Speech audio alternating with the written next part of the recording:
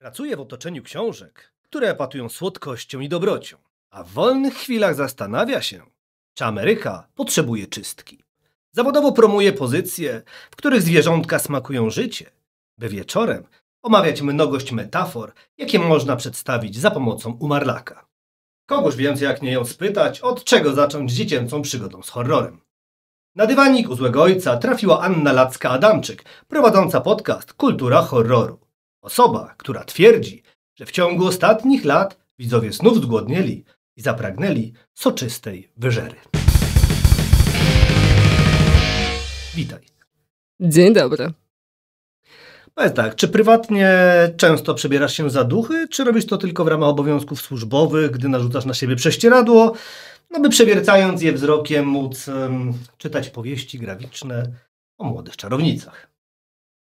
Oj nie, ja często wkładam prześcieradło. Jakby do pracy to jest mój służbowy strój.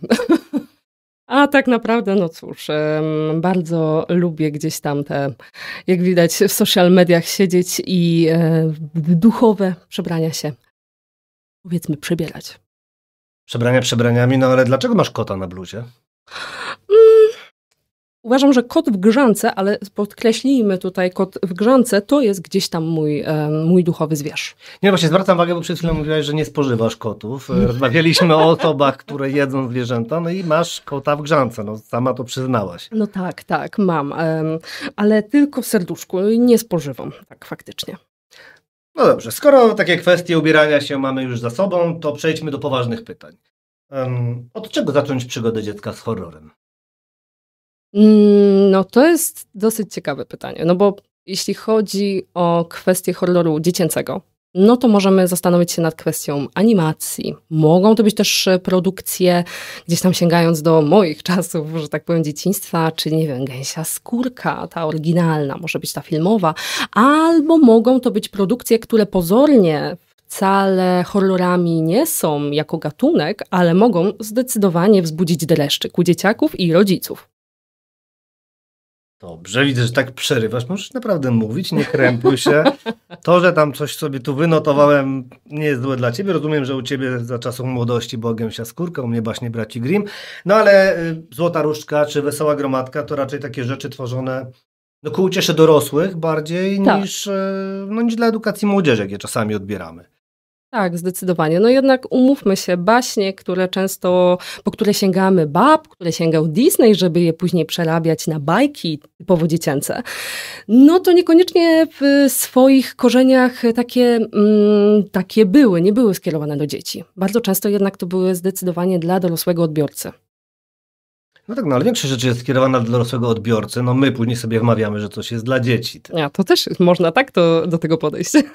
Ale dobrze, no tak cię pociągnę za język, bo widzę, że milkniesz dobrze. Oboje wiemy, że rozmawiałaś już o tych bajkach ze swoimi koleżankami. Tak. Powiedz coś więcej w takim wypadku. Jak odbierasz takie bajki tak naprawdę?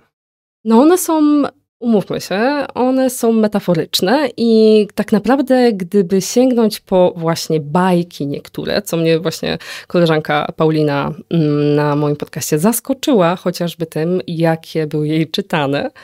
I były to niemieckie bajki, które na przykład dotyczyły krawca, który to obcinał niegrzecznym dzieciom ręce. Albo dziewczynki, która no niestety spłonęła.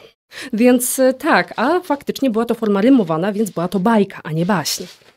Właśnie wyjmuję ci je, bo zostały wydane oczywiście po polsku, ale ta rymowanka o tej dziewczynce, która spłonęła, to jest dla mnie coś wyjątkowego. Wszystkim ją cytuję, bo no, w skrócie to jest nie baw się zapałkami, bo spłoniesz żywcem. Tak. Ale ja się przyznam, bo one zostały wydane jako Złota Różdżka, co jest de facto zdrobnieniem od rózgi po polsku. Ale chciałem pokazać to, bo tutaj mamy Wesołą Gromadkę Butenki, tam też jest ten krawiec.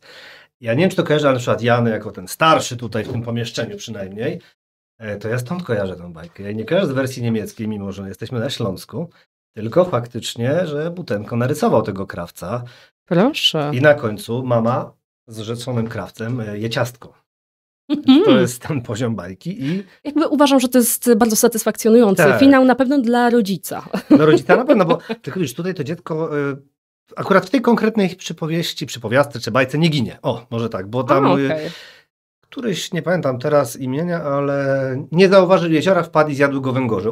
To tutaj takie coś bardzo edukacyjnego, podoba mi się. No chciałem się spytać właśnie, czy twoim zdaniem coś takiego jest dla dzieci, czy to jednak jest tak dla przyjemności dorosłych? Bo powiem szczerze, że teraz bardziej mnie to bawi chyba niż jako dzieciaka. A to też w sumie z wieloma rzeczami mam wrażenie, że tak jest, że jednak są zarówno takie historie, które nas mogły nudzić, albo po prostu były dla nas obojętne, ale dopiero z czasem okazuje się, że mają takie, zaczynają być fajne po prostu. I odwrotnie to też działa, bo mam wrażenie, że tak jak gdzieś tam wspomniałam, że rzeczy, które byśmy powiedzieli paradoksalnie nie powinny być dla dzieci straszne, są przerażające. Jakby to jest historia, którą ja często przypominam, czyli ja się bałam muminków.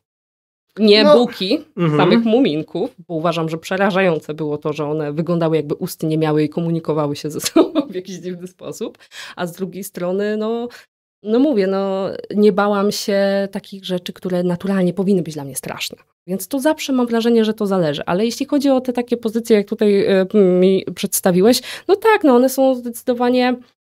dzisiaj bym to mojej siostrzenicy nie zaserwowała. Nawet jakby mnie wkurzyła. Nie zrobiłabym jej tego. A w jakim wieku siostrzenica? 5 lat.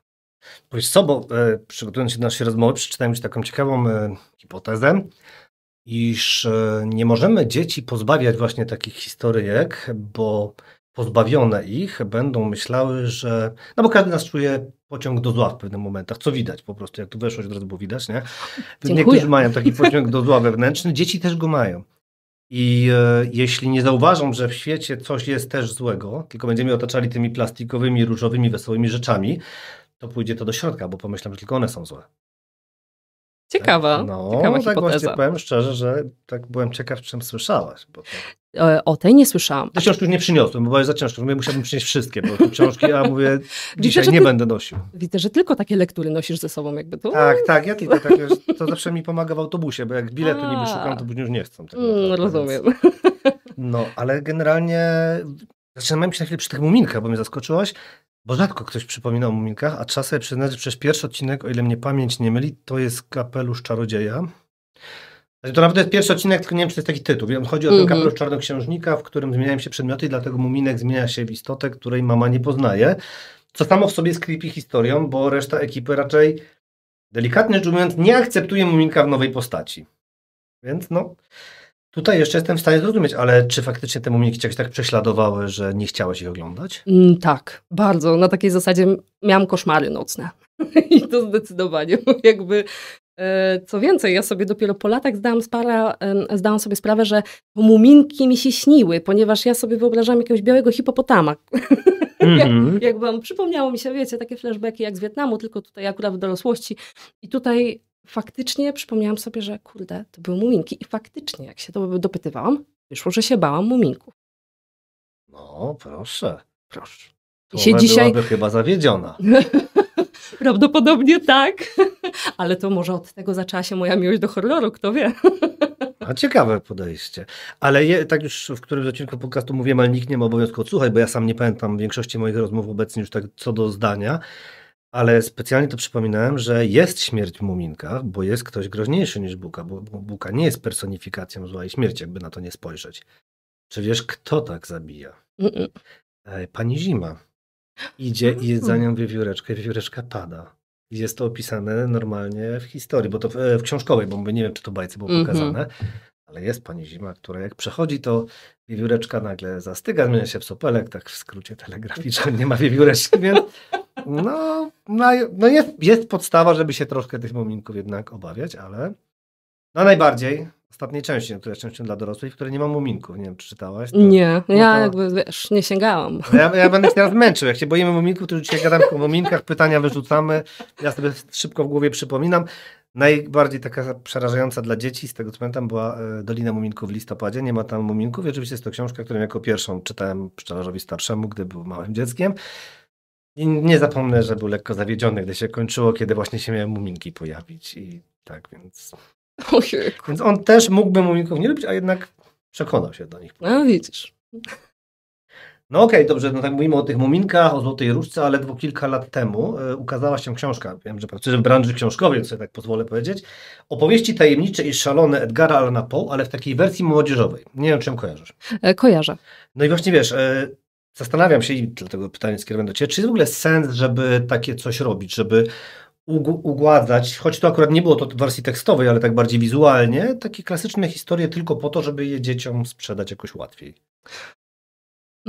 Myślę, że znaczy tak jak często potrafimy jakieś klasyki sprzedawać w formie komiksów, które też finalnie trafiają bardzo często do młodszych odbiorców, to mam wrażenie, że tak, jak najbardziej możemy w ten sposób. Zresztą, bo umówmy się, ta odrobina grozy, ja wiem, że tutaj jest kwestia dyskusyjna, czy dzieciaki powinny mieć tą grozę, czy nie powinny mieć, jednak dzieciaki ciągnie do tej grozy, więc czasem mam wrażenie, że może lepiej sprzedać im coś w takiej formule, niż na przykład jak przeczytałam sobie badania, gdzie to było badanie na 8-latkach, kiedy padło pytanie a propos tego, jakie horrory oglądali, czy rodzice pozwalają im oglądać, to bardzo często padała odpowiedź, że no nie mogą, ale chłopcy w wieku około 8 lat głównie wymieniali film Piła.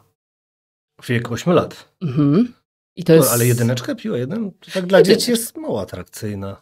Też właśnie mi się wydaje, więc to jest... Myślę, że to mógł być bardziej element albo o tym, że o tym się mówiło, na przykład, i z drugiej strony mogło być to też kazusem tego, żeby powiedzieć, że się coś oglądało, albo obejrzało się, no bo ktoś obejrzał i to było taki temat poruszany trochę przy na przykład Squid Game parę lat temu, że to się rozchodziło na przykład, tak? I mam wrażenie, że jednak jeśli widzimy, że dziecko ciągnie do tej grozy, bo też umówmy się, nie każde dziecko chce tej grozy, więc też nie ma co przymuszać go, nie wiem, stawiać przed ekranem i puszczać.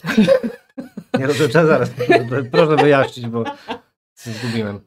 No tak, w sumie, nie no, ale tak, jeśli widzimy, że dziecko jest bardziej wrażliwe na przykład, no to możemy do tego podejść tak, że no okej, może nie chcę. A czasem jest tak, że dziecko jednak ciągnie i chce obejrzeć, nawet prosi rodzica, że chciałoby obejrzeć coś strasznego. No to uważam, że broniąc mu tak zupełnie żadnej, no bo nie mówię o tym, że jeśli dziecko przyjdzie i poproszę, chciałbym zobaczyć, nie wiem, tutaj jakiś tytuł typu... Czekam. No, właśnie teraz mi wyleciał z głowy akurat jakiś, no ale nawet, nie wiem, Koszmar z ulicy Wiąców, powiedzmy. Ja tak podejrzewałem, że to powiesz, ale okej. No bo to jeden z moich ukochanych. Wiemy. Więc powiedzmy, że właśnie tutaj ten koszmar, tak? No to żeby móc na przykład sprzedać coś dziecku, co na przykład będzie taką grozą, co na przykład faktycznie będzie mu łatwiej przyjąć, będzie też dla niego interesujące, bo umówmy się, większość horrorów uważam, że byłyby nudne dla dzieci. Tak jak powiedziałeś, na przykład Piła 1, no to jest nudne. No raczej tak, no bo to tak dla dziecka nie sądzę, żeby to siadło. No tak. Jakby to jest, tutaj jestem pewna, że gdzieś tam to musiało być raczej w kwestii tego, że bo kolega na przykład mógł powiedzieć, to stało się popularne, jakaś forma właśnie, nie wiem, bo się słyszało, że mój starszy brat obejrzał i na przykład to poszło tak, bo tak, to też działa. Squid Game, który powiedziałaś, wydaje mi się tutaj trafiony, bo faktycznie w szkole u Przyrza Starszego widzieliśmy to, że dzieciaki oglądają, choć no nie do końca to było do nich skierowane. Oczywiście. Jednak. Tak, to nie było zupełnie nie do nich skierowane, a jednocześnie jak się rozeszło pewnego rodzaju modą, no to oczywiste jest, że no ciężko jest jednak upilnować, że tak powiem, żeby to faktycznie nie obejrzeć. No dzisiaj jest to bardzo ciężkie. Widziałam zresztą po koleżankach w pracy, które no jednak mają dzieci i mówiły o tym problemie, że ciężko było im faktycznie tutaj postawić tą granicę, choć nawet jak była postawiona, to po prostu wiedziały, że na korytarzach szkolnych, u kolegi na wieczór, czy cokolwiek, no to tutaj to może być oglądane, tak? I już nie ma się nad tym kontroli. Dobrze, bo szczerze mówiąc chciałem w inną stronę pójść, bo tak się zastanawiałem nad tym, mówiłem o języku, dlaczego cię pytam, bo na przykład Anglicy często zazdroszczą nam, spotkałem się z taką opinią kiedyś, to jest dość znana wypowiedź, mam wrażenie, że na przykład Polacy mają łatwiej przy czytaniu Szekspira, bo tłumaczenie mamy na język uwspółcześniony. Oni się dalej katują ze staroangielskim, jeśli chodzi o coś takiego, że wiesz, więc nasze uwspółcześnianie czasami idzie do takiego stopnia, że właśnie też ugładzamy tekst, ale akurat w tych historiach Poego nie było, bo znajomy profesor był zachwycony samym pomysłem, właśnie amerykanista, bo on też jest fanem Poego, dlatego miałem z kim konsultować. Niemniej chodziło mi też o jeszcze jedną rzecz, że na przykład tu ugładzamy, ale sprawdzałem dlatego podczas rozmowy z tobą, były parę lat temu takie baśnie braci Grimm, w wydaniu, które zostało bardzo zrugane, ponieważ Polacy je podostrzyli. Tak, dodaliśmy coś od siebie, mimo że twierdzono, że to jest pierwsze oryginalne wydanie. Później poszło, tak z tego co pamiętam, że to wydanie, że wydano brudnopis. Jakieś takie, to było takie trochę żenujące, że brudnopis, zaraz to sprawdzę i... Ale coś kojarzę takiego. Coś takiego kojarzę. Bo nie chcę mieć na głos, bo nie mam ochoty później jeździć, powiesz, po sądach. No tak. Ale było takie coś i że właśnie, że to był niby brudnopis, proszę bardzo, baśnie oryginalne. Tak, pamiętam tą okładkę. Pamiętam. Tak, i właśnie o to była afera, bo te pierwsze były podostrzone. Że były, zresztą tutaj, przyznam się, moja konsultantka, pozdrawiam Cię, Aniu, dawała mi tu fragment, że właśnie na przykład, gdy w innym fragmencie nieprzypadkowo pojawia się powtórzenie Die andere schmiss tot, czyli inne zatłuk, a w wersji polskiej czytamy większość, znowu kotów i psów uciekła, niektóre z nich miały poprzecinane głowy, brzuchy lub łapy, kilku poodcinał kończyny, inne półżywe leżały z flakami na wierzchu w strugach krwi, a jeszcze kolejne były martwe. Więc odrobinkę jednak dodaliśmy od siebie, to rzadko tak się zdarza. No tak ciut. Jeśli... Ale to jest faktycznie dość niezwykłe. Tak, właśnie konsultowałem, bo chciałem się przygotować. Tak, mam koleżankę, która też w podobnej dyscyplinie siedzi co ty i mówię, dopytam. Zresztą zbieżność imion, jak słyszałaś. No i... A wiem na pewno też, to trochę mi też otworzyła książka, i tu mogę powiedzieć od kogo, bo nie będę jej po niej jeździć, od wydawnictwa Dwie Siostry. I one też wydały w tej takiej swojej serii dla dorosłych właśnie braci Grimm pewne baśnie, które były wcześniej chyba nie za bardzo u nas wydawane. I tam już nawet w przedmowie, jeśli dobrze pamiętam, jest wspomniane o tym, że tak naprawdę wiele z tych baśni braci Grimm, gdzie u nas mówi się, że to są takie krwawe i w ogóle, oczywiście część z nich była bardzo brutalna, no tak, ale nie aż tak. Miałam wrażenie, jakby, że to jest trochę owiane takim już mitem horrorów, że to były takie pierwszy srogi horror. Nie w każdym przypadku tak było. To nie jest tak, że każda z tych baśni była tak bardzo brutalna. Nie, no wiem, że brutalna była na pewno ta o rzeźniku. Nie wiem, czy kojarzysz rzeźnika. Tak.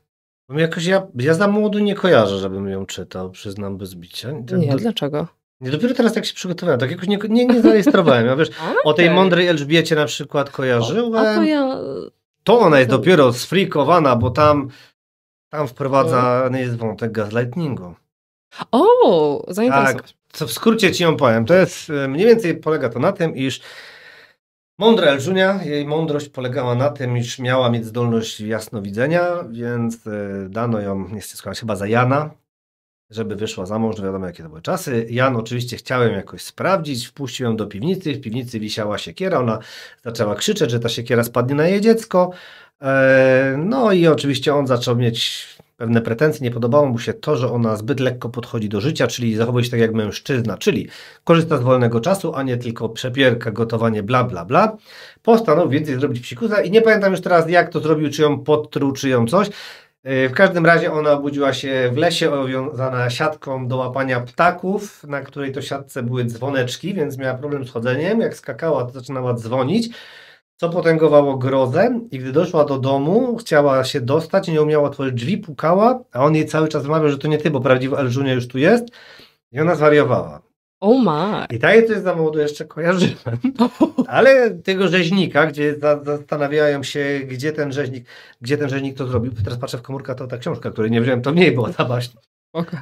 No to faktycznie, kurczę pieczone. Nie kojarzyłem tego rzeźnika, że to dziecko ucięło głowę, bo tam jest o jabłuszku, że czy weźmie nóż, czy jabłuszko, to się jakoś tak coś kończyło. Tego typu, tak. Ja ją dawno temu czytałam, ale nie chcąc, ja chyba ją jeszcze na studiach, gdzieś na których zajęciach, ale chcąc, nie chcąc, no kilka było bardzo brutalnych, no ale to też właśnie kwestia pewnie skali może, albo po prostu tego, że zastanawiam się po prostu cały czas nad tą książką, co właśnie powiedziałeś, że ona była tak już pociągnięta tak bardzo grubo i się zastanawiam właśnie, czy to nie wynikało z tego, żeby trochę, nie wiem, czy podtrzymać ten mit, czy może jeszcze bardziej pokazać, że patrzcie, tu były flaki w ogóle. No tak, bo jakby to się sprzedało, skoro mówimy, że ci bracia Grimm byli tak zwichrowani, wiesz, kąpali się w krwi, a to przecież księgarze byli, pisarze i naukowcy de facto, więc średnio do flaków pasowali.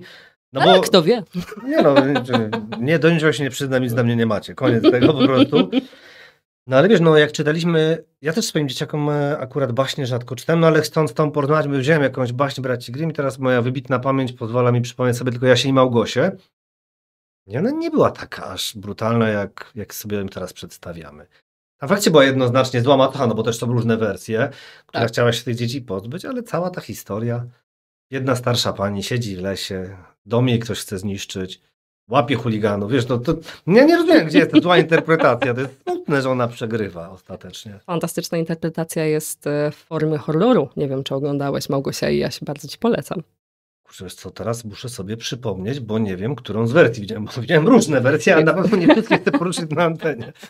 Ale to tak dla ciebie polecam. Dobrze, bo typowo dorosłego. Okej, dobrze, to może... No możliwe, że ją widziałem, no ale... Czyli mówisz tak, Siostrzenicy nie czytałaś, ale na przykład, no nie wiem, będąc wolontariuszką w domu dziecka, czytywałaś takie historie z dreszczykiem dzieciom? Nie. Ja akurat tam zajmowałam się zupełnie czymś innym. Ja wiem, że graffiti, ale byłaś tam. Ale no byłam, no byłam. Mamy to, no mamy, byłaś tam. Nie? No nie. Ale to znaczy, jedna rzecz. Są pewne książki straszne, które uważam, no na przykład sprzedałam mojej siostrzenicy książkę, którą ewidentnie sama się zafascynowała, wyjęłam ją z półki. To była książka straszna dla dzieci z serii Mortynka, właśnie z wydawnictwa Debit. I tam mamy... Wypiekujemy oczywiście. Oczywiście. I to jest historia dziewczynki zombie. Kurczę, to teraz inne wydawnictwo wydaje, nie będę opowiadał, ale zombiaczka. No. Też jest, to komiks akurat. No i dziewczynka tutaj urocza, jakby się można było spodziewać, i tutaj przygotowane jakieś jednorożce i w ogóle, żeby wręczyć. Nie, zombie. Jednorożce to też jest taka mała groza, bo tak jak sobie człowiek to uświadomi. Trochę tak, w sumie. Był taki serial, nie wiem czy oglądałaś Gravity Falls, bo to Grzmoty małe Nie. po polsku. No i tam pokazali, jakimi łobuzami były te jednorożce i ostatecznie, no taki mały spoiler, zostały skapuszonowane za to przez małe dzieci. Więc, że wcale nie były takie fajne, jak myśleliśmy. Nie? Mnie to przekonało. No ale to teraz takie trudne pytanie, do którego zmierzamy od początku tej rozmowy, inne niż ten o kocie. Co daje dzieciom strach? No, kilka jest właściwie takich rzeczy gdzieś, na pewno można by było tutaj snuć teorię, że na przykład może być to coś, co jest im bliskie. Na takiej zasadzie, że bliższe niż nam. Mam tutaj w głowie gdzieś tam przykład a propos, jak czasem słyszałam, że rodzice jako pierwszy horror dziecku, kiedy dziecko bardzo chciało horror, puszczało laleczkę Chucky. I że się bały. Ja mam takie, no, gdy w świecie dziecka lalki są czymś bardzo ważnym, śpią z nimi, bawią się, właśnie, są przyjaciółmi, to mam takie, to dość specyficzny wybór. To jest tak, jakby wziąć bardzo bliski element dla rodzica, dla nas po prostu na co dzień i z niego wykręcić horrory. To się często robi dzisiaj. I nie wiem, czy to jest dobry trop, ale no to jednym z elementów to raczej bym powiedziała, że na pewno coś bliskiego. Na pewno bym powiedziała gdzieś tam, tak staram się, mówię na pewno, myślę gdzieś tam tylko o swoich siostrzeńcach, bratankach i gdzieś tam o sobie ewentualnie, co by mogło być takim elementem przerażającym. No na przykład wszelkiego rodzaju niewiadome pod tytułem ciemność. Tak? Ale wiesz co, ale co im daje ten strach, to przeżywanie, co dla nich, tak, nie co im, to co ich przeraża, to wiesz, to damy radę ustalić. Dobrze. To ja źle tutaj zinterpretowałam pytanie. No dobrze, jeśli chodzi o to, co daje, no to tak naprawdę może wiele elementów dać, bo może z jednej strony nas przestrzec przed czymś, może też nas, może być jakiś morał względem tego. No umówmy się, jakby powiedzieliśmy już tutaj, że baśnie bądź bajki potrafią być straszne, one miały być morał, choć były brutalne. Ich głównym celem była forma morału jednak bardzo często. Mówię, ja szukam tego, jak spłonęła i koty płakały, wiesz? No, jaki morał z tej historii? Zastanawiam mnie to, ale tak. Jaki morał z tego podcastu będzie, to jest ciekawe. Miał co poczniemy bez Hani, miał co powiemy mamie i niani. Z tych łez serdecznych puszka i duszka wnet się zrobiła słona kałuszka. No na pewno nie wolno się bać zapałkami. Piękna ilustracja. Tak, cudowna. Jakby na ścianie bym sobie ją powiesił. Bardzo mi się spodobało. No ale tak jak wiesz, jak myślisz, bo bardzo mi się podoba ta hipoteza, którą ci przedstawiłem o tym, że wiesz, żeby to wewnętrzne łoże mają. Wiem, kiedyś rozmawiałem z panią z Przyry, to właśnie ona też tłumaczyła, że no przeżywamy coś, czego moglibyśmy nie przeżyć normalnie, a takie zwierzątka, które podchodziły i patrzyły na inne truchełko, to sobie mogły pokojarzyć fakty i w przyszłości budowały ścieżkę, jak coś przeżywają, no bo my też przeżywamy horrory po to, żeby to zagrożenie przeżyć sobie w spokoju w domu, nie? Tak, oczywiście, no horrory to jest coś, co jest gdzieś tam moim zdaniem, ale widziałam, że nie tylko, że potrafią działać terapeutycznie. Na jakiej zasadzie? Nie każdemu, nie wysyłam was na terapię horrorem. Aczkolwiek fakt faktem, jeśli czegoś się boimy, ja na przykład gdzieś tam swój lęk właśnie starałam się oswajać poprzez horrory, nawet najbardziej absurdalne. I uważam, że takie oglądanie produkcji na przykład w jakichś takich warunkach właśnie bezpiecznych, kiedy jesteśmy w domu, kiedy wiemy, że możemy zapauzować ten film, możemy sobie pozapalać światła wszystkie, to jest coś, co daje nam komfort, to, co pozwala nam przeżywać te emocje w takich naprawdę kontrolowanych warunkach. To prawda, w kwestii dziecka, no to tutaj raczej ciężko mi jest tutaj powiedzieć, psychologiem nie jestem, więc tutaj na pewno pod tym względem nie chciałabym się wypowiadać, czy już dziecko może w tym momencie w taki sposób analizować jakieś swoje, czy nie nabawi się z drugiej strony jakiejś traumy, bo to też jest możliwe, tak? Więc gdzieś tam najważniejsze są te kontrolowane warunki, no i to, jaka jest wrażliwość, co nie? Gdybyśmy byli w telewizji, to teraz pojawia się taka plansza. Inni specjaliści myślą podobnie, bo zacząłeś od zdania takiego, wiesz, teraz bym to tak ubrał, ale teraz muszę dopytać, jakie ty masz lęki? Co ty leczyłaś? Jakie lęki ty horrorem leczyłaś? No na przykład takim moim chyba największym to jest i znów wywołanym w dzieciństwie przez sąsiada. Jakkolwiek to nie brzmi. I tak tu damy chyba over 18, to mów. Aha, nie, byłam po prostu sama w domu. Cieszyłam się niesamowicie, że będę mogła w ogóle oglądać horrory w domu, w ogóle super, rodziców nie ma, chata wolna, świetnie. Gdzieś tak godzina 23 nagle usłyszałam walenie do drzwi, takie intensywne krzyki, otwórz ty, i różne epitety. I ja byłam przerażona. Pierwsze co podbiegłam do drzwi sprawdzić, czy jest pozamykane na wszystkie spusty. Okazało się po prostu, że sąsiad wracał z imprezy z kolegą i pomylił drzwi. No to faktycznie, kurczaczki, to już tak, i sąsiad może drugi, sąsiad drugi zareagował i zbeształ i powiedział, dobry panie, nie te drzwi, proszę niżej. Kurczaki. Tak delikatnie. Więc ja mam lęk na przykład, że ktoś by mógł mi się na przykład włamać. Po prostu. Jak słyszałam na przykład na klatce schodowej coś, to ja już byłam bardzo czujna. To jak ten horror z niewidomym komandosem przeszłaś? Któremu się włamują na chatę, nie? No, powiem... Nie pamiętam tytułu, tak mówię, bo skleroza niestety, w moim wieku mam prawo. Ja teraz nie mogę sobie przypomnieć, a ja nie jestem młodsza. Ojej, ale no, nawet nieznajomi z 2008 roku. Kurczę, to był chyba taki horror, który najbardziej gdzieś tam bardzo mnie przerażał, przeraża mnie do dzisiaj, ale sobie oswajałam pewnego rodzaju lęki takie jednak, że na przykład potrafiłam zapauzować, faktycznie oglądałam to przy zapalonych światłach, żeby gdzieś tam powoli, no nie odcinam się od takich horrorów, od takich tematów, uważam, że wychodzę z takiego założenia, że skoro horrorem się zajmuję i gdzieś staram się go badać na własną rękę, no to mus, oglądam w różnych warunkach, bo różnych, ale no starałam się i w ten sposób powiem szczerze, że trochę to się oswoiło. Już jak słyszę, że ktoś chodzi po klatce, to już nie podchodzę do drzwi od razu. Już wiem, nie oddychaj. 2016. Tak. Musiałem sobie przypomnieć, ale podejrzałem, przyznam się, bez bicia oszukiwałem. To nie jest tak, że ta pamięć nadal jest słaba, ale no cóż, to powiedz mi, bo tak mówisz, że zajmujesz się tym horrorem, no ale jednak chyba więcej czasu spędzasz z tymi książkami dla dzieci. No więc jak to przejście wygląda? No, jeśli jestem 8 godzin w pracy z książkami dla dzieci, a dodatkowo ja pracuję jako specjalista do spraw social mediów, więc tak naprawdę ta praca to nie jest 8 godzin, tylko jeśli ktoś pisze godzina 21, kiedy premiera jakiejś książki, no to, to zazwyczaj staram się odpowiadać to już bardzo wiem, co bieżąco. będę robił dziś o 21. Błagam mnie. To są moi ulubieni czytelnicy. Ale tak, jakby no, ta praca się tak nie kończy od razu, ale staram się gdzieś tam rozgraniczać, żeby znaleźć no właśnie ten czas na podcast, a dodatkowo no wbrew pozorom dość łatwo mi to przychodzi, że tutaj wychodzę z takiego świata, że mam w pewnym momencie takie basta, koniec, nie chcę o tym słyszeć, nie chcę o tym myśleć i po prostu przechodzę do tego horroru gdzie jest taki kontrast, mam wrażenie, że tak łatwiej jest nawet przechodzić. Tak płynnie. Bo gdyby była taka zachwiana ta równowaga, to trochę... Ja się śmieję z innego powodu.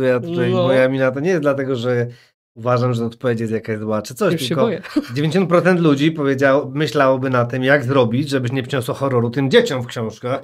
Jak się od tego włącza, to nie no, wreszcie z tymi bajkami kończę na spokojnie, można do horroru siąść. Bardziej o to mi chodziło, czy nie pomyliłaś, nie miałaś sesji z nożem zakrwawionym, ale chyba nie trafiłem z pytaniami. Ja jestem świeżo po pracy właśnie w Wydziale Dziecięcym, więc może dlatego mój mózg mało tak funkcjonuje. Ale nie, no na pewno ja też nie mam takiego, umówmy się, wpływu na treści, a żeby przedstawiać, robić sesje jakieś takie horrorystyczne, no nie, no najwyżej, no to co, przebrałam się za ducha. No właśnie, no to już... Ale w przypadku książek młodzieżowych, więc to jest trochę zupełnie inny kaliber. To dobra, to tak od czapy pytanie, kto wygrałby starcie, Triceratops czy Freddy Krueger? O nie, to są takie moje ukochane. Nie wierzę, dobrze jesteś przygotowany. Ja tu mogę cię autograf poprosić, bo ja przy sobie nie wiem, czy poznałaś, skąd jest cytat, którym cię przedstawiałem. No wiem, jest to mi bardzo miło. No cóż, któż by wygrał? Myślę, że do starcia by nie doszło. Myślę, że nawet Freddy uległby urokowi Triceratopsa. Ale widzisz, ty mówisz teraz o uroku Triceratopsa, a ja pamiętam, bo ja oglądałem naprawdę na świeżo, gdy tylko wyszedł Freddy kontra Jason, więc to już wiesz, żebyśmy mieli, więc myślę, że wolałbym chyba starcie z Triceratopsem obejrzeć, choć... Też bym wolała zdecydowanie, choć przyznaję, że wieczór ze znajomymi i wtedy ta produkcja wlatuje. No więc tak, Freddy kontra Jason musiał wlecieć w takich, a nie innych warunkach. Bo no, tak, zdecydowanie. A wtedy jest świetny. Jak go jeszcze miałem z takim, dobrze mi to było, czy nie, to w Jason X byli na stacji kosmicznej, bo to tam miałem złe tłumaczenie i tam po prostu mieliśmy jakieś takie tłumaczenie, nie wiem, pewnie pirackie, ale kto by piraty oglądał. I tam było, że ja iść na Ewa i my tak naprawdę, to już było dość późno w nocy i my się zastanawialiśmy właściwie, o czym jest ten film momentami już, bo niepotrzebnie nam ktoś nałożył ten głos i nie mogliśmy słuchać w oryginale, a tłumaczenie było tak, jakby dzisiaj dała na takie najsłabsze AI i bardzo trudno się oglądało. Wystarczy, sama fabuła nie była zbyt jasna. Oprócz tego, że Jason ma kogoś zabić, to... No dobrze, no ale to co z tym Freddym? Powiedz mi, ty tak od zawsze Team Freddy? No, zaraziła mnie tym siostra, zdecydowanie. I wracając w sumie do tego tematu, co mnie tu sprowadziłeś, to obejrzałam go raczej w nieodpowiednim wieku faktycznie. Ale miłość jakaś powstała, jakaś więź porozumienia najwyraźniej, bo no, zakochałam się w tej produkcji, w efektach, we wszystkim. Robert Englund jest po prostu królem dla mnie do dziś. Nastolatki pewnie dla kogoś innego by to oglądały. Dobrze pamiętamy, kto debiutował. Oczywiście. No nie powiem, że... To znaczy, to jest śmieszne. Dopiero później sobie uświadomiłam, kto tam grał. I miałam takie, że właściwie mój crush bym mogła tak powiedzieć późniejszy. I miałam tak, co? Jak to jest, że ja go nie zauważyłam, bo skupiłam się na zupełnie innej postaci. Ja pamiętam, że wiesz, jak oglądałem Piątek 13 i tak mówię, kurczę, że to jest chyba Kevin Bacon na przykład i tutaj go maczeta ładnie przebija. Mówię, zaraz, no. Nie, akurat dużo takich osób, wiele takich osób, chciałem powiedzieć, debiutowało, no chociażby można powiedzieć, że Bridget Jones grała Renée Zellweger, dobrze mówię, bo ja zawsze pamiętam przez Bridget Jones. No to jest teksańska czwóreczka, nie? Teksańska masakra, część 4 jest ona i Matthew McConaughey. Chyba faktycznie masz Trzeci był Viggo Mortensen, bo on grał Aragorna. W ogóle Trójeczkę to ja uwielbiałem, to był piękny film, to tam naprawdę nie trzeba było nic pokleić, tam się nie musiało zgadać, ale był bardzo przyjemny. No w Dwójeczce był Top Hooper. Tak. Kurcze pieczone, to nie jest jakiś facet, co wypadł sroce spod ogona przecież. Tu też końcówka, no może pominimy, choć dwie piły do dziś szanuję. No więc powiem szczerze, jak tak się ogląda, to później ludzie nie wiedzą, no ci aktorzy gdzieś musieli grać, więc te filmy no, mają prawo później być, wiesz, podciągane przez te późniejsze gwiazdy. Ależ oczywiście, zresztą no to jest dla mnie jakiś taka...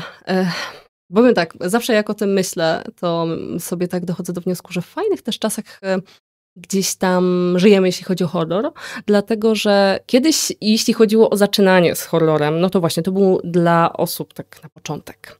I bardzo często te osoby się nawet potrafią wstydzić. Nie jeden aktor dopiero po latach gdzieś tam się przyznawał, że jednak no horror to trochę jak pornus był kiedyś trochę, powiedziała. No Sylvester Stallone co prawda bardziej właśnie...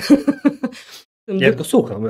Ja wiem, co prawda bardziej właśnie w nie horrorach, może tak, grywał, ale no był to jakiś taki element, który nie był zdecydowanie chlubny. Dzisiaj coraz więcej znanych aktorów, którzy już są serią znani, sięga po horrory i robi tam po prostu boskie rzeczy. No jesteśmy teraz... No ale bądźmy szczerzy, przepraszam ci wejdę zdanie, ale gdyby Stallone zaczynał od horroru, to raczej by go nikt nie nazywał włoskim ogierem i to byłaby dużo gorsza ksywa.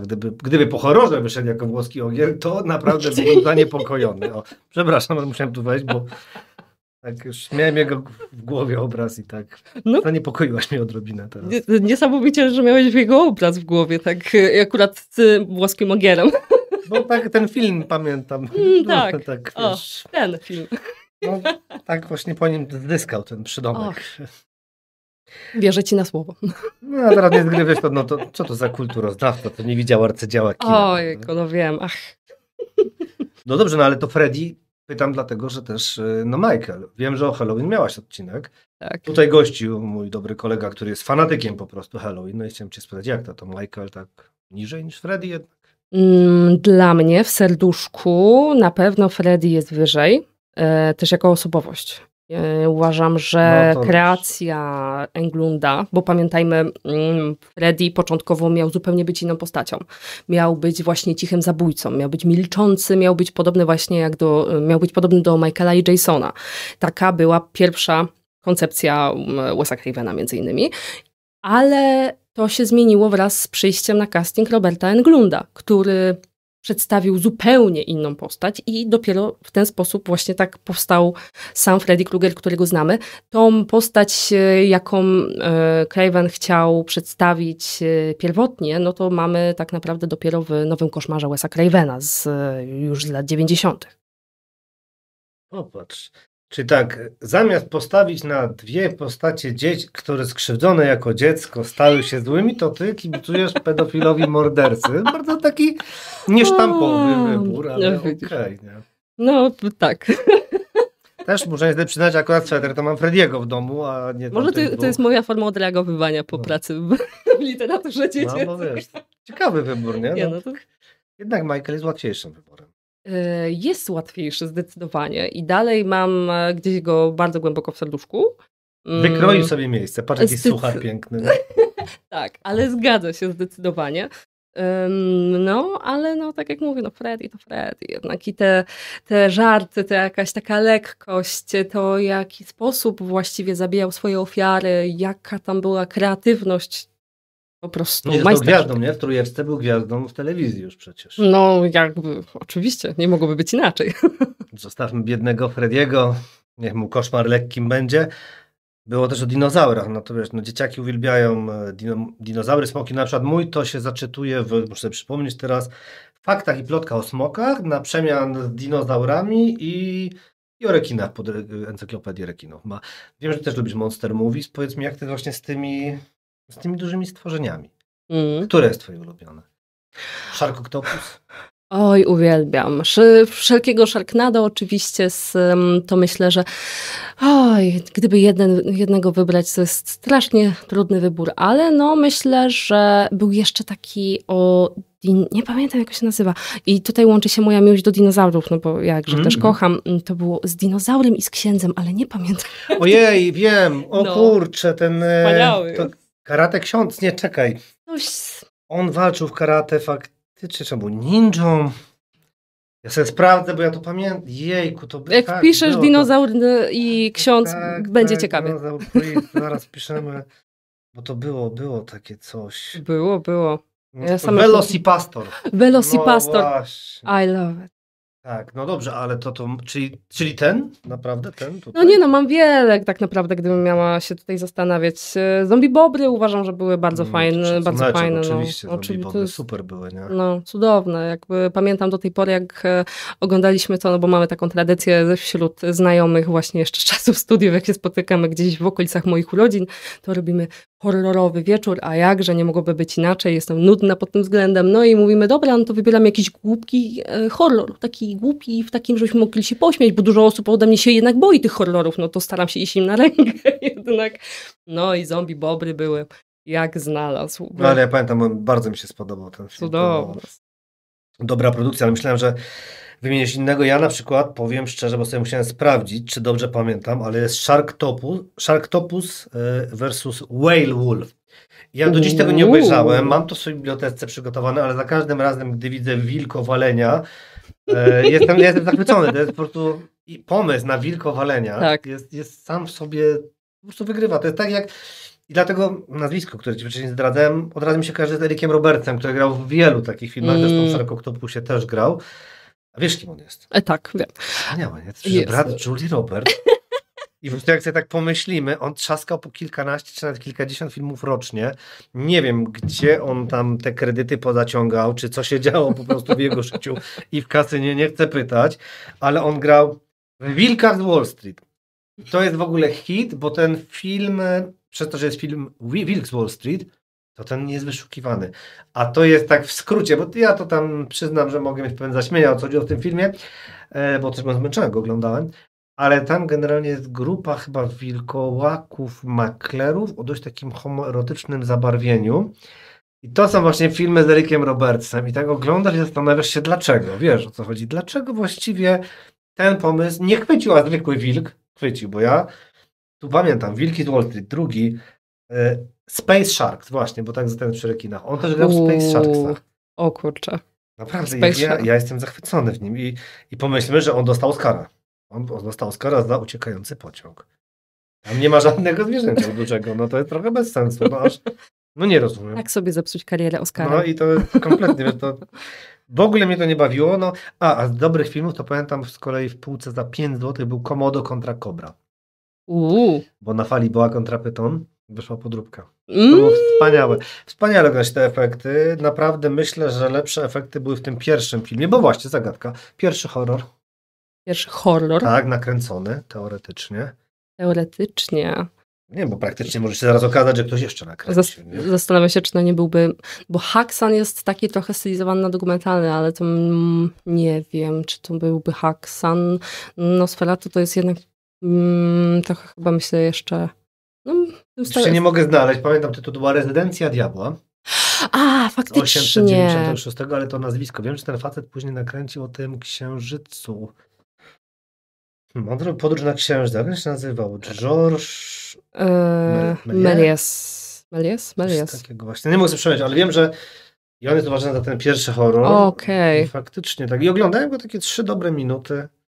Myślę, że więcej sensu niż w niektórych tytułach, które tu wymieniliśmy. Może i tak. To w sumie przy okazji dziwnych tytułów mogę ci jeszcze polecić Thanksgiving. Nie wiem, czy widziałeś. To jest jeden z tych świątecznych twoich. Tak, jeszcze nie był akurat u mnie na podcaście. Nie? No to widzisz. Tylko pytam właśnie, bo wiem, że miałeś, pamiętam, o świątecznych. Ale to to wiesz, świątecznych typu wokół Bożego Narodzenia. Tak. A to tego najwyraźniej nie widziałem. No domyślam się, ale to go nie widziałem. O indyku i pielgrzymach. Więc... To nie widziałem jak choinka kasuje ludzi. To tak, to normalne, takie klasyki, nie? Ale nie, to o indyku nie widziałem. Bardzo polecam. Bardzo chcę tam, żeby pszczelarzowi puścić, jak choinka kasuje ludzi, bo będzie zachwycony na święta, nie coś ma od życia, bo on jeszcze na razie nie wchodzi w horrory, mimo że tego Poego czytał. I to właśnie czytał te opowieści, prawda, tajemnicze i szalone, a na przykład nie Dupin, bo na przykład pamiętasz, że to jest jednak początek kryminalistycznej historii. No to też jest Poe. Ludzie o tym zapominają. Ja mówię, kurczaczki, no i tak mi zawsze przykro, nie? Nie wiem. I od tego smutku tak cię teraz zbiłem z pantałyku tam czy kojarzysz jakąkolwiek inną rodzinę niż Warrenowie? Jakąkolwiek. Tak, na pewno nie. No tak, no jakby oczywiście, chcąc nie chcąc, ta rodzina Warrenów jest mi niestety bliska. Nie da się. Znaczy mówię serio niestety, bo chcąc nie chcąc jest mi bardzo ciężko przechodząc przez te wszystkie książki, przez te wszystkie materiały. A co cię w nich tak fascynuje? Wiesz co, fascynuje mnie chyba kwestia tego, że oni wiesz, jestem sceptykiem z natury i jestem ateistką, więc jakby nie jestem osobą, która kupuje, chcąc nie chcąc, Warrenów, ale uważam, że oni wbili się w najlepszy moment, jaki był tak naprawdę w Stanach możliwy, bo to był moment, oni gdzieś tak wbili się mniej więcej w latach 60, 70, koniec, tak od połowy 60. do 70., na początku 70. jakoś mieli swoją pierwszą głośną sprawę. To był bardzo ważny okres, jeśli chodzi o tematy właśnie religijne dla Stanów Zjednoczonych. Kiedy zarówno ta amerykańska prawica, taka bardzo konserwatywna, jeśli chodzi o wartości, rosła, i chcąc, nie chcąc, co jest też ważne, jednak rosła nie katolicka, bo pamiętajmy, że oni są katolikami, a katolicy nie są popularni jednak w Stanach.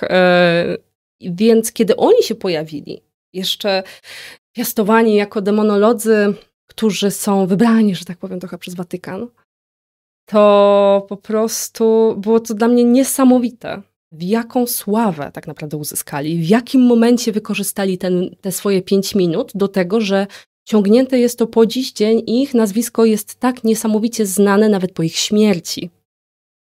No tak, tylko czy właśnie naprawdę musisz się aż na nich tak skupiać, bo ja chciałem cię nie pytać o nich samych, a o ich metody wychowawcze, bo córkę mieli. Więc ja chciałem o to spytać, to jest podcast jednak rodzicielski, muszę czasami coś o tych dzieciach zrobić. No oczywiście. Powiedz mi, bo córka Judy. Nieżyczliwi twierdzą, że nie byli tak dobrymi rodzicami, jak się przedstawiali, że nie do końca ten rzymskokatolicyzm, bo to, co powiedziałaś, oni uważali, że łatwiej opętać tych, którzy nie są rzymskimi katolikami.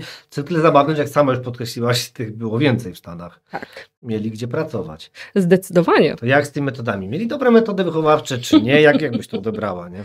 Wiesz, ciężko mi oceniać, bo jednak mnie tam nie było, ale... Nie prawda jest też taka, że gdzieś, gdzie tam docierałam sobie do różnych tam powiedzmy wątków, jakichś artykułów, to bardzo często było podkreślane, że mają dosyć ciężkie relacje z córką, że jednak w pewnym momencie córka się od nich zaczęła odcinać, jeśli chodzi o ich praktyki.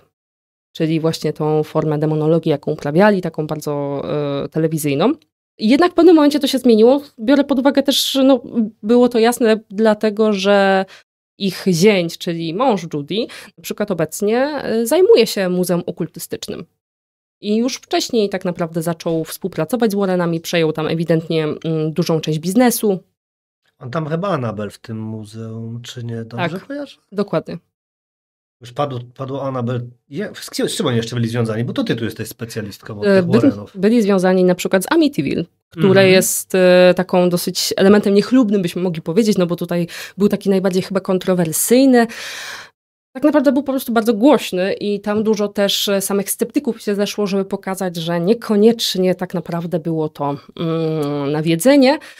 A później, jak wiemy, tam dużo różnych rzeczy się działo, więc te oskarżenia a propos tego, że było to tak naprawdę forma wyłudzenia, tak naprawdę, że mogły tam się dziać dużo gorsze rzeczy od nawiedzeń pokroju alkoholizmu ojca, a właściwie ojczyma i przemocowości, jaką stosował.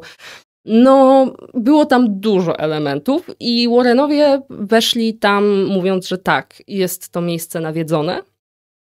Utrzymywali to przez jakiś czas, byli zresztą z tym konfrontowani w programie, tam właśnie takim talk show wraz z sceptykiem, gdzie Warren się bardzo wkurzył. Zresztą mamy podobną scenę w obecności chyba 2 na początku, gdzieś inscenizowaną. I to była taka najgłośniejsza sprawa, ale mamy też sprawę Smurlów, mamy też sprawę Perlonów, czyli Smurlowie, to mamy tam, jeśli dobrze pamiętam, to jest sprawa nawiedzonego, horroru tam z lat 90. Mamy obecność, czyli rodzina Perronów.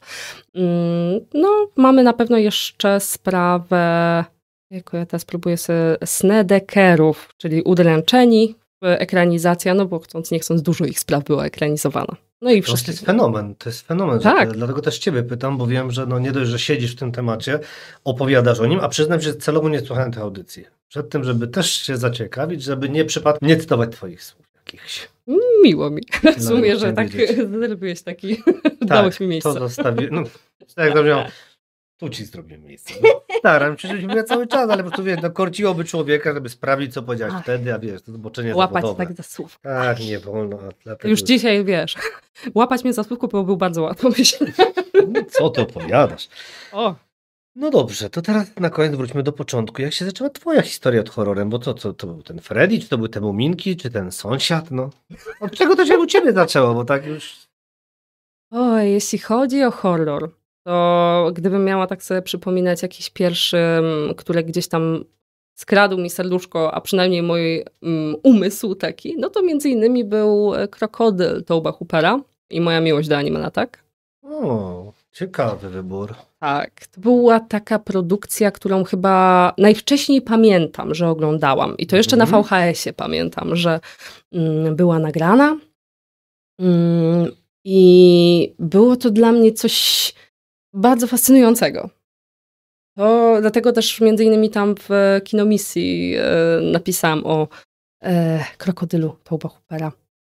Taki króciutki, że no jest tak bardzo ganiony i nienawidzony, a jest taką dla mnie gdzieś tam perełką w sercu. Choć wiem, że jest zły, ale uważam, że nie każdy zły horror jest O, to jest zły. takie względne. Też wiesz, no chcąc, nie chcąc wymieniliśmy wcześniej kilka tytułów, które byśmy mogli powiedzieć, że no nie porównamy. Wymieniłem nawet pół złego. Pół złego nie wymieniłem. Ja wiem. Proszę wrócić do tematu. Od czego pani zaczęła? Pół złego nie wymieniłem. Na pewno bym mogła powiedzieć, że tak horror, no to właśnie ten Krokodyl, myślę, że to były jakieś takie pierwsze, ale jeśli chodzi o same na przykład takie typowo dziecięce, no to chociażby ta Gęsia Skórka, którą pamiętam. Zresztą pamiętam do dzisiaj odcinek, którego niesamowicie się bałam. Zawsze wybuchła śmiechem moja koleżanka, kiedy jej o tym wspominam, bo jak wymieniałyśmy się, które to odcinki zrobiły na nas największe wrażenie. No i zazwyczaj to są takie klasyki, krew potwora, ta zielona maź, albo tutaj ten Slappy, czyli ta lalka brzuchomówcy. A mnie przerażała gąbka. O. Był odcinek z gąbką, która była pod zlewem w kuchni. Nie wiem, to może była moja awersja do zmywania. Ale był taki odcinek i po prostu wynikało to raczej z tego, że bałam się ciemności jako dziecko. A ta gąbka była cały czas w ciemnościach, bo normalnie gąbka nie byłaby przerażająca już aż takim boityłkiem nie jestem. Ale były tylko te żółto-czerwone oczy, no i właśnie owiana taką ciemnością, więc to był odcinek, który gdzieś tam wrył mi się faktycznie w pamięć, ale zawsze, jak tylko miał być na Fox Kids Gęsia Skórka i każda powtórka, przybiegałam z podwórka, żeby móc ją po prostu oglądać. Za każdym razem. Nie, no to bardzo ciekawe, powiem ci, że tak, tu mówisz też, czy boję się ciemności, też była taka seria, ale zastanawiam się, czy ktoś w końcu powie o Scooby-Doo. No nigdy nie ma o biednym Skubiaku. No bo kocham, a to jest coś, z czego za to mój narzeczony zawsze się śmieje. Jak mu wspominam, bo byłam fanką Scooby'ego tu też faktycznie. Bo kiedyś jakoś tak jako dzieciak powiedziałam gdzieś tam takie zdanie, że właśnie jakiś morał, jak się zastanawiałam, co właściwie Scooby-Doo przekazuje, no to ja jako dzieciak miałam w głowie, że po prostu on mówi, że ludzie to potwory. Tak bardzo filozoficzna 7-letnia Ania. Tragedia jest dlatego, powiem ci, zdarzyła się parę lat temu, chciałem sprawdzić, bo była taka seria jak Scooby-Doo i Brygada Detektywów. I tam wychodziło, że jest coś nadprzyrodzonego. Ale to było najgorsze. To wiesz co, jak ja to oglądałem, ja to też oglądałem z pszczelarzem, ja mówię, no jak? To mówię, no my to oglądamy tę klasykę i mówię, i tu taki psikus. No nie, ja ci byłem zawiedziony, no naprawdę. Mimo, że jako odcinki ciekawe, to się dobrze ogląda, ale cała idea psów w nos, że tak się wyrażę. Ale tak, no bo... Skubiemu biednemu jeszcze. O, jeszcze tak. Ale to jak tutaj się w zupełności zgadzam, jak fakt faktem, pamiętam taki specjalny film, odcinek, to był raczej film. Nie pamiętam do końca. 13 duchów? Nie, to się działo w Szkole Upiorów. Szkoła Upiorów, chyba właśnie tak A to to się chyba nazywa. pełny metraż. To mógł być pełny metraż. Tak, I tam to tak. faktycznie mieliśmy potwory i wszystko. Mieliśmy też Wyspę Zombie, to też pamiętam. Tak, było. Ale uważam, że Wyspę Zombie, jak sobie tak odświeżyłam po latach, to ja uważam, że pomimo, że mamy tam element nadprzyrodzony, to on jest świetnie ograny, bo dowiadujemy się na końcu i on jest tak subtelnie, że ale to tak naprawdę się nie działo, kto to robił. I jest taki element niedopowiedziany i nasza wyobraźnia już działa za nas. I to było fantastyczne, ale żeby tak od razu ofen pokazywać, że coś jest nadprzyrodzonego, no nie wiem. No tu właśnie długo się, bo tak ten serial, nie wiem czy oglądałaś właśnie tę Brygadę Detektywów, że tam jeszcze nie jest, że tak na początku tak jeszcze można się łudzić, mimo że to wszystko wygląda na nadprzyrodzone, ale pod koniec już no tak Ja troszkę byłem zaskoczony negatywnie, ale cóż zrobić, no. Jak jesteśmy już przed Kubim, to tak na sam koniec trzeba spytać, co polecasz młodzieży i dzieciom w różnych przedziałach wiekowych? Myślę tak, ostatnio przeczytałam genialny po prostu książkę dla dzieci. Ona jest 10+, 9+.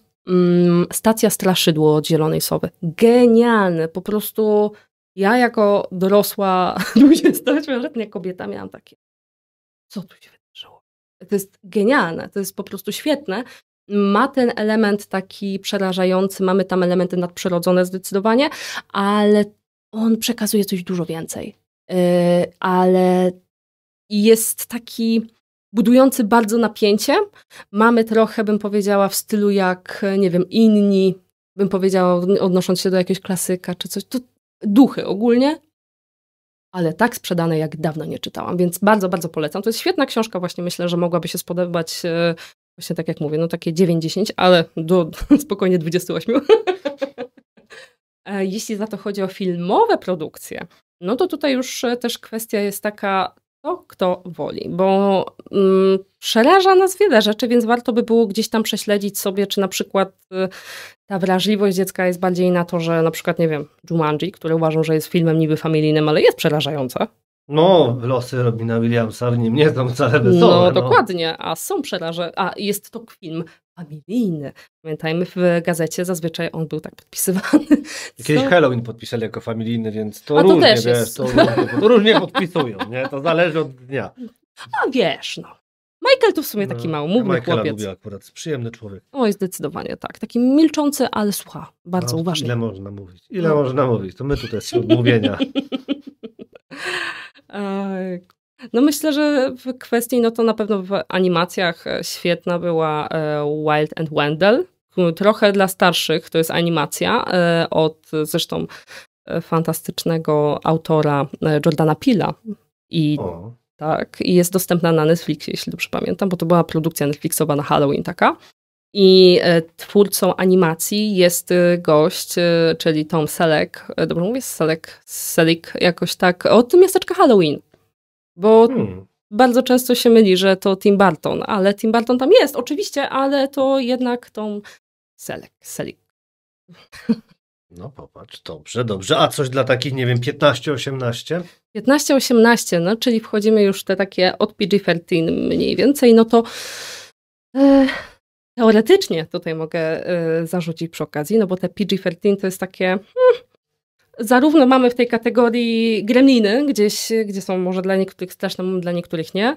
Ja to rozumiem jak najbardziej, ale na przykład z tego roku to był, jak to się nazywało, Imaginarity, o takim misiu, taki horror z początku roku jakoś. Bardzo bym powiedziała, niespecjalnie bym to poleciła komuś 13+, raczej trochę starszy. Mimo, że tam mamy misia, ale proszę się tym nie sugerować. Jednocześnie, jeśli chodzi o takie, myślę jeszcze tak, no obecność no to jest, niestety nie dostała PG-13, mimo że krwi tam nie ma, bo to jest też taka no tak, bo to jest jeden z wymogów, no tak. No, między innymi tam mają być elementy seksualne i właśnie krew w litrach, że tak powiem, liczona. No to tutaj obecność nie dostała. Było nawet pytanie od twórców, dlaczego nie dostanie te PG-13, skoro spełniali wszystkie warunki, bo spełniali. Ale dostali odpowiedź, że no po prostu jest za straszne.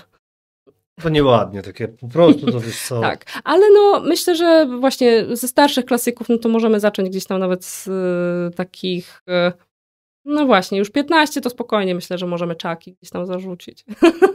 A to też seryjny morderca, kurczę, jednak był, nie? Jest seryjny morderca, oczywiście, ale myślę, że to na pewno bym nie serwowała tego właśnie siostrzenicy, ale już zaserwować 15-latkowi? Dlaczego wciąż nie padła teksańska?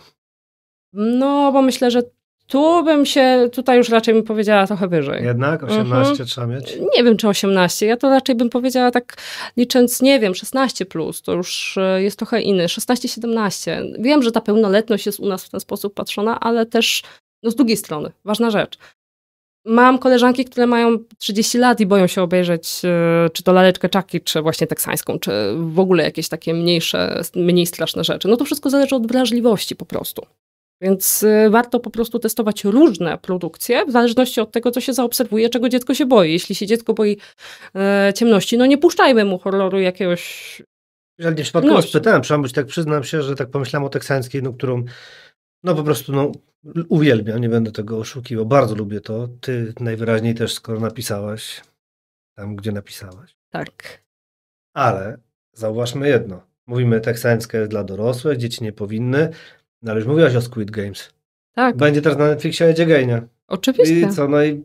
Ale to jest jedna rzecz. Wiesz, o co chodzi, nie, będzie, kurczaczki. nie będzie tutaj kwestii kontroli, że tak powiem. Jak dziecko będzie chciało, to i tak to zobaczę. To no tak, ale oryginalną teksańską musisz sobie poszukać. A na Netflixie, wiesz, bo chyba jest, bo remake jest na Netflixie, tak nie pamiętam, nie chcę skłamać, ale... Teksańska jest remake na pewno. No ale ta stara nie ma, wiesz o co chodzi. Ta nowa jest taka na wesoło bardziej już troszkę, nie? Tak, ale mimo wszystko to jest kwestia, mówię, no to jest kogo, że tak powiem, znaczy mnie na przykład bardziej przeraża starsza jednak teksańska. No tak, no ona jest dobrym filmem, tak, to jest dobrze zrobiony film z sensem. Tak, jest sensem, jest straszny. No i jednocześnie, tak jak mówię, no są pewne horrory, które bym no właśnie, no kwestia poleci, a nie poleci, bo to też jest takie, no ktoś obejrzy właśnie teksańską i stwierdzi, że wcale go to nie przeraża. Ale ciekawe, czy zauważam, że jest chrumkanie. Czy jest chrumkanie? No, w teksańskiej jest chrumkanie. Nie wiem. A momentami jak Leatherface biegnie, to chrumka. A faktycznie! No, ludzie nie... A świnek nie ma. No. No, też mi kurde jest. Nie no, ale tak. Jako, że Poli będziemy kończyć, to ci zdradzę, że szukając, przygotowując się do tej rozmowy, mam tutaj to napisane, bo szukałem sobie tego Edgara Allana Poe, mimo że mam w domu, tak samo jak książkę, którą spożywam w domu, musiałem iść do biblioteki, bo już nie miałem naprawdę czasu szukać, to sprawdzałem o Edgarze Allanie Poe coś i nie zgadniesz, co jest jednym z wyszukiwań wysokich. Jego żona? Nie. Czy Edgar Allan Poe miał szopa? Miał szopa? No to jest pytanie, proszę bardzo, odpowiedz. To nie jest żart. Wyskoczyło mi, czy Edgar Allan Poe miał szopa. I mówię, jesteś młodsza. Może będziesz wiedziała, skąd w ogóle takie pytanie. Powiem ci, nie wiem, że Salvador Dali miał chyba tego mrówkojada, tak, ale czy Edgar Allan Poe miał szopa? Pojawia się pytanie, czy Edgar Allan Poe miał szopa? W rzeczywistości prawdziwy Edgar Allan Poe nigdy nie miał szopa. Chociaż miał kota, który zwykł przesiadywać mu na ramiona. I powiem ci, gdy przeczytałem to zdanie, nie wiedząc w ogóle w związku z czym jest, poszedłem głębiej i okazuje się, że jest anime Bungo Stray Dogs, bezpańscy literaci, i tam jest postać jak Edgar Allan Poe z szopem. I ludziom się już tak wbiło do głowy, że pytają, czy Edgar Allan Poe miał szopa. O kurczę. Ciekawostka. Jeśli ktoś do tego dotarł, ja bym chciał to usłyszeć na koniec podcastu. Nie dziękujcie. Mi to zniszczyło umysł i naprawdę przeszukiwałem, co to jest, dlaczego ktoś pyta o szopę Edgara Allana Poe, bo czytałem tyle rzeczy po jego, nigdy na tego szopa nie natrafiłem, nie? Nie miał szopa jednak, ale można mu to pytać, bo jest już z nim kojarzony, więc... No to nawet ja się czegoś dowiedziałam. Proszę. Dziękuję. Po godzinie rozmowy czegoś się dowiedziałeś. To dobrze wiedzieć. Uznaję to za sukces. No to w takiej miłej atmosferze. Do następnej razy. Do następnego.